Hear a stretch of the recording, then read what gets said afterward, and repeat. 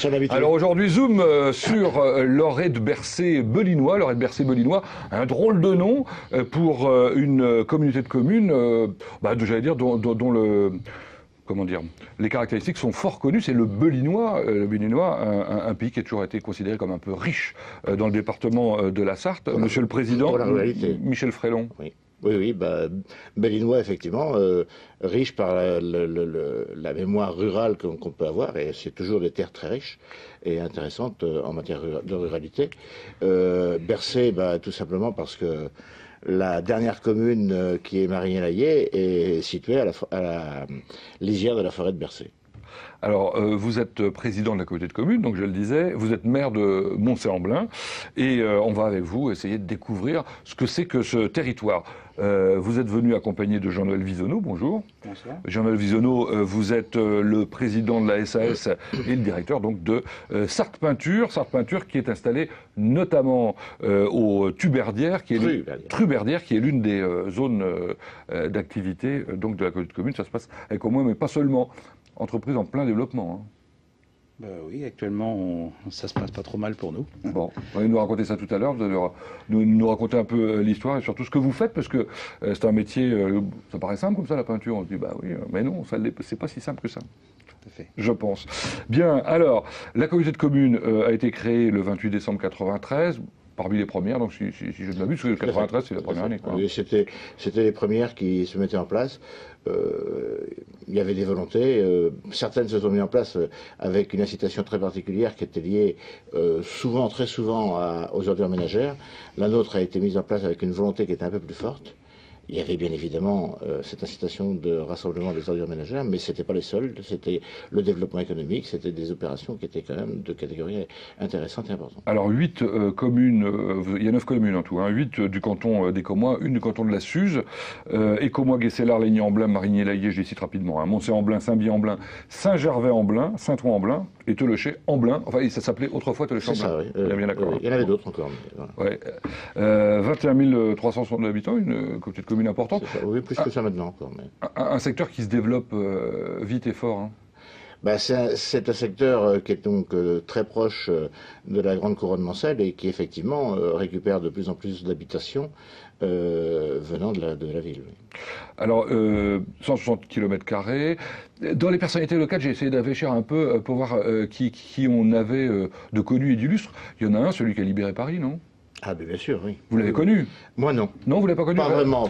Raymond Drone. Raymond Drone, oui. Pas vraiment. J'ai connu sa fille, par contre, beaucoup. Oui, bon, on va pas vous demander de détails. Le capitaine Drone. Elle était conseillère communautaire. D'accord.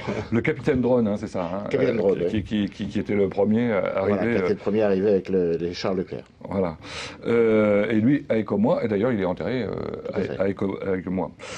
Évidemment, vous avez beaucoup fait parler de vous ces derniers temps en tant que communauté de communes, parce que dans le cadre de la réforme territoriale, j'allais dire, il y a des endroits où ça se passe relativement facilement, puis d'autres endroits où c'est un peu plus compliqué. Là, on sait que Guescélard a décidé de rejoindre son canton d'origine, en quelque sorte, Val-de-Sarthe, que Teleuchet avait souhaité aller vers le Mans Métropole. Ça reste une volonté, oui. Oui, ça reste une volonté, mais alors il semblerait que le préfet ne soit pas d'accord. Non, alors il y a pas mal de réflexions à apporter en ce moment. Il y a la réforme territoriale, on a le sentiment que c'est une réforme enterrée.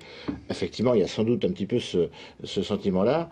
Le Sénat a mis un peu la pédale douce sur ces opérations et a repoussé véritablement les situations à 2015, après les élections. Donc ça veut dire que rien ne va se passer d'ici là? Probablement rien ne va se passer. Aujourd'hui, la volonté qui était écrite, c'était de faire un schéma. Le préfet avait l'obligation de faire un schéma établi des communautés et pouvait en déroger si toutefois il y avait un consensus de la communauté de communes d'une part et de la ville d'autre part, quoi. Et la ville, ou des deux communautés de communes et de la ville. Aujourd'hui, on sait qu'il y a des difficultés, en particulier pour Teleuchet. Écoutez, la discussion... Ça veut dire quoi, la communauté de communes n'est pas d'accord que Teleuchet soit d'accord? Voilà, c'est ça.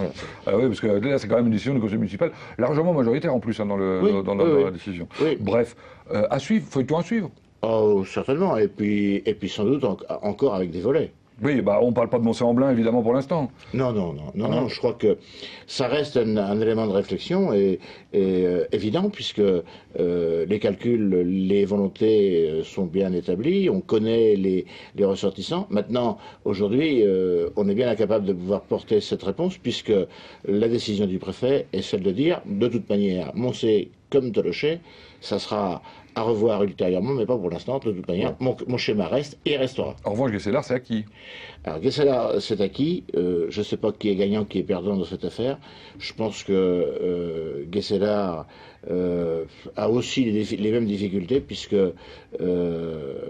il est à la frange des deux collectivités, et que d'un côté comme de l'autre, je ne suis pas sûr du tout qu'il y trouvera réellement les valeurs qu'il espère. Bien. Alors, parlons maintenant développement économique. Vous avez dit, effectivement, que la communauté de communes avait été faite notamment pour ça. Est-ce que c'est pas compliqué, effectivement, de développer des activités économiques, industrielles, artisanales, etc., dans un secteur, on l'a évoqué tout à l'heure, qui est d'une certaine qualité d'un point de vue, comment dirais-je, agricole, quoi. Hein. Les terres sont particulièrement bonnes, donc probablement qu'on n'a pas trop envie de s'en séparer. Puis du coup, c'est une vraie activité économique aussi, localement.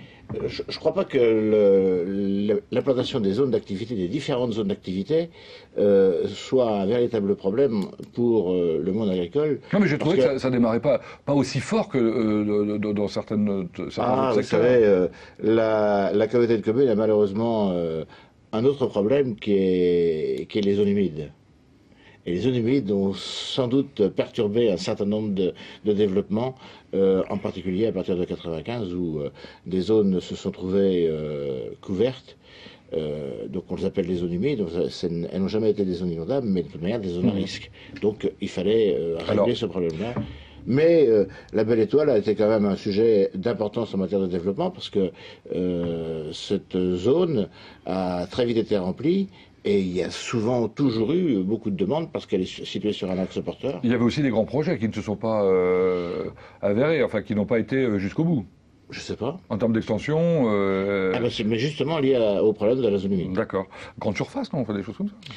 Oui, mais ça a été la naissance de la zone d'activité avec l'idée au départ du développement du groupe Carrefour. Donc ça, on est d'accord, c'est la Belle Étoile, c'est donc ce qu'on appelait la RN23, hein, c'est en arrivant sur Arnache, pas sur Moncé, c'est là où est le magasin Atlas, un peu de pub en passant. Atlas, Mercedes. Ils seront très heureux. Ah bah très bien, bravo pour lui. Alors le Petit Rédy à Toloché, c'était pas du tout une zone, c'est relativement récent, là du coup c'est vraiment une création de la communauté de communes. Pour ceux qui voudraient repérer sur la route de Tours, c'est là où il y a des toits solaires, on va dire, voilà. Une originalité. Le Petit Rédy a été une zone qui a été faite en particulier pour le développement des entreprises de la commune de Toloché, qui étaient à l'étroit dans leurs bâtiments, et plus particulièrement en grande difficulté puisqu'ils étaient dans la zone urbaine, et des poids lourds en zone urbaine, c'est pas franchement la meilleure solution. Enfin, là aussi, il y a eu de beaux projets qui n'ont pas été jusqu'au bout. Hélas, je pense à un imprimeur célèbre. ITF, oui. Voilà. Oui. Bon, il y a d'autres projets qui sont en cours. Eh bien, écoutez, aujourd'hui, la zone du Petit Rédy est totalement pleine. D'accord. Même si aujourd'hui on voit encore des terrains vides, mais elle est pleine, tout est vendu et il n'y a plus de difficulté là-dessus. Et puis alors, les Truberdières, merci de m'avoir repris tout à l'heure. Donc, c'est la sortie de l'autoroute en fait. Hein. Évidemment, la sortie de l'autoroute, c'est toujours quelque chose d'assez favorable. Du coup, ça se développe très vite. Alors d'abord avec Gemini, qui a été le premier à s'installer, je pense. Le premier. Gemini qui fabrique des jouets en plus, oui. Voilà. Enfin, avec des marques importantes comme Walt Disney ou des choses comme ça. Et puis petit à petit, des gens se sont installés comme, quel enchaînement, hein, Sarthe Peinture. Vous avez choisi un jour de venir vous installer à Écomois. Pourquoi vous avez choisi cette zone? Disons que nous étions installés à Mulsanne, et puis dans le cadre de l'accroissement d'entreprise, on avait besoin de place. Il me fallait un terrain d'1 hectare. Et puis, moi, je suis né à Marie-Laillé, mes parents étaient... vous rapprochez de chez vous, alors? Voilà, mon père était commerçant à Écomois toute sa vie, donc ma mère enseignante, donc je voulais absolument revenir sur Écomois, ou tout du moins dans le canton d'Écomois. Donc, quand il y a eu la disponibilité d'un terrain, j'ai joué à l'utile à l'agréable. Alors, Jean-Noël Visonneau, je disais, vous dirigez Sarthe Peinture, que vous avez créé en 1995. Tout à fait. Donc, 98, installé route du Cormier, zone de Cormier, pardon, à Mulsanne, vous l'avez dit. En 2000, vous créez une filiale qui s'appelle Techni Peinture avec Philippe Rivière à Écomois, hein, tout à fait. déjà. Oui. Donc vous commenciez à penser au truc, là. En 2003, vous rachetez les établissements Chable à la Ferté-Bernard qui sont spécialisés en peinture dans les industries agroalimentaires. Et en 2007, c'est Merschut à Château-du-Loir qui, lui, est spécialisé dans le secteur médical, les maisons de retraite, les collèges et les lycées. Alors là, j'ai découvert, moi, en étudiant votre cas, qu'il y a des peintures qui sont spécialisées, des peintres qui sont spécialisés dans des domaines comme ça. Disons que le domaine de la peinture était assez vaste, donc certaines entreprises maintenant choisissent de faire entreprise générale, c'est-à-dire un petit peu tout corps d'État, maçonnerie, placo, plomberie, électricité, etc. Moi, j'ai décidé nous, parce qu'on est quand même une équipe au sein de l'entreprise, on a décidé de partir sur un autre schéma, c'est-à-dire de faire que ce qu'on connaît très bien, donc on fait tout ce qui concerne la peinture et pas autre chose. Donc effectivement, après, il y a plusieurs secteurs d'activité. L'entreprise Merschut, par exemple, fait beaucoup de maisons médicales, maisons de retraite. On travaille avec plusieurs groupes de maisons de retraite. Sarthe Peinture, lui, est plus, je dirais, dirigé sur les revêtements de façade, chez les particuliers. Donc on peut voir un petit peu partout. Donc chacun a gardé son nom, en fait. Hein. Vous avez racheté, mais chacun a gardé... Oui, alors on a fusionné très récemment, c'est depuis janvier. On a décidé de regrouper, de faire un pôle d'exploitation à Écomois. Donc en fait, on a gardé une filiale à la Ferté-Bernard, et puis on a... Sur l'autoroute aussi, enfin au bord de l'autoroute Oui, aussi, tout à fait, pas loin, aux zones des Ageux, zone de l'Arche, à la Ferté-Bernard. Et puis on a ouvert une agence fin d'année dernière à Saint-Avertin, à Tours, juste à côté d'Iker. Bon, voilà. Si vous êtes au bord des autoroutes, ça veut dire que vous avez besoin de très rapidement rejoindre des chantiers à un certain nombre de kilomètres. Vous avez des clients à combien de kilomètres à la ronde? Alors disons que d'un côté déjà, il y a le problème des livraisons. Donc on a quand même travaille beaucoup avec des usines en direct qui nous livrent. Avec le secteur autoroutier, c'est beaucoup plus facile pour se faire livrer. Donc à Écomois, on avait besoin, comme je disais, d'une grande surface. On a fait des quais de déchargement avec un entrepôt de stockage. Et puis après, pour nos salariés, bien sûr, le phénomène d'autoroute partent directement sur les chantiers. L'Indre-et-Loire, et puis aussi l'Eure-et-Loire, Nogent-le-Rotrou, etc. sont faciles d'accès. 47 emplois aujourd'hui? Un peu plus. Un peu plus? Un peu plus, oui. Bon, alors vous disiez, il y a un an, vous déclariez, vous aviez bon espoir de créer des emplois dans les 2 ans à venir. C'est quand même, en ce moment, on est content de trouver des entreprises qui sont en développement. C'est toujours le cas ou pas? Bien sûr. Alors, on a eu un petit peu un début d'année difficile, notamment en février, avec le froid, donc ça a pénalisé un petit peu les chantiers, etc. Là, maintenant, on est beaucoup plus même. Le problème, c'est qu'on prend un petit peu de l'emploi précaire, c'est-à-dire de l'intérim et des contrats. C'est pour ça que je me suis rapproché de la communauté de communes de l'espace emploi avec M. Alain pour essayer d'embaucher des gens dans le périmètre, ce qu'on avait un petit peu promis en arrivant à Écomois aussi, c'est-à-dire d'apporter quelque chose à notre commune, à Écomois et puis bien sûr au canton. Donc on essaie de privilégier l'emploi. Et vous avez tout prévu en termes d'extension si besoin? Il est assez grand pour continuer à s'agrandir. 12 500 mètres carrés. Bon, ça va, oui, effectivement, c'est correct. Et vous avez regroupé tout, l'administratif, les bureaux d'études, etc. Tout le monde est là maintenant. Oui, oui, tout à fait. Donc, on a un bâtiment de 1600 mètres carrés avec, oui, tout à fait, bureau d'études.